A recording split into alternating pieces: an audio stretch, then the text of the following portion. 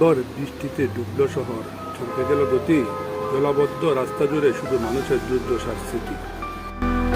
রাতভর টানা বৃষ্টিতে রাজধানীর বিভিন্ন এলাকায় পানি তলিয়ে গিয়েছে, ভেঙে পড়েছে নগরের স্বাভাবিক জীবন। প্রধান সড়ক থেকে শুরু করে আবাসিক এলাকাগুলোতে বৃষ্টি হয়েছে ব্যাপক জলাবদ্ধতা। সব ভোগান্তিতে অফিসগামী মানুষ, শিক্ষার্থী ও সাধারণ পথচারীরা। কোথাও যানজট, কোথাও আবার পানি মরিয়ে গন্তব্যে পৌঁছে দেখা গেছে মানুষকে। এই জলাবদ্ধতার মূল কারণ উদ্ঘাটন করে তার নিরসনে এখন নগরবাসীর প্রধান দাবি।